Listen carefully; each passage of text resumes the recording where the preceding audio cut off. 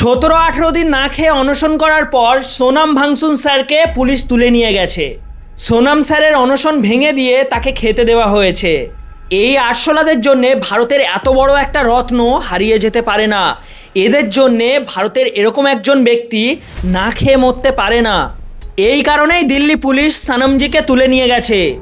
এই জঘন্য আরশোলার দল, এরা নাকি ভারতের জেনজি পলিটিক্যাল পার্টি, এরা নাকি ভারতের ভবিষ্যৎ।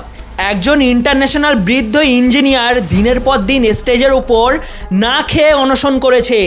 আর এই ককরোচ জনতা পার্টির জেনজিরা, মানে এই আরশোলা সুরের দলেরা দিনের পর দিন গান্ডে পিণ্ডে গিলে গেছে। পারলে ওনার সঙ্গে একটু না খেয়ে অনশন করতে পারতিস। তোরা নাকি ভারতের ভবিষ্যৎ।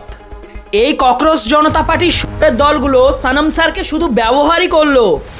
ওনার সঙ্গে একদিন না খেয়ে সরকারের বিরুদ্ধে প্রোটেস্ট করার এই ককরোচ জনতা পার্টির আরশোলাদের একটারও দম নেই।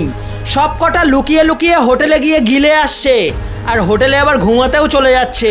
সনম ভাংসুক স্যারকে সত্যিই সম্মান করি, সত্যি উনি একজন ভারতের রত্ন। কিন্তু উনি যে স্টেজ থেকে অনশন করছে সেই স্টেজ থেকেই ভগবান শ্রী রামচন্দ্রকে অসম্মান করা হয়েছে, ভারত মাতাকে অসম্মান করা হয়েছে। बेचारों ने ये तो कह दिया कि भारत हमारी माता है, पर ये बाप ढूंढ रहे हैं। अब ये बाप ढूंढ रहे हैं। बाप भी तो होगा, तो बाप कौन है ढूंढ रहे हैं। ভারতকে আমরা মাতা বলি, তাই আমরা বাবাকে খোঁজ করছি। এই মহিলা কি বলছে একবার শুনুন। बस नाम रहेगा अल्लाह का। হিন্দু সনাতন ধর্মকে অসম্মান করা হয়েছে। দেখুন এই শুয়োরটা কি বলতে চাইছে।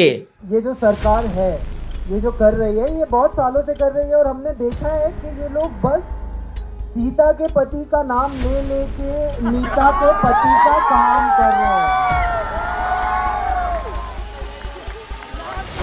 মোদির বিরোধিতা কর সহ্য করে নেব, যোগীর বিরোধিতা কর সহ্য করে নেব, বিজেপির বিরোধিতা কর সহ্য করে নেব, কিন্তু ভারত মাতা আর হিন্দু ধর্মের বিরোধিতা করলে এখানেই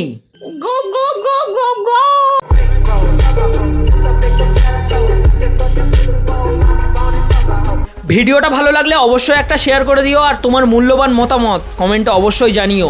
আমাকে ফলো করে নিও এরকম ভিডিও দেখার জন্যে। দেখা হচ্ছে পরের কোনো ভিডিওতে। জয় শ্রীরাম, জয় সনাতন।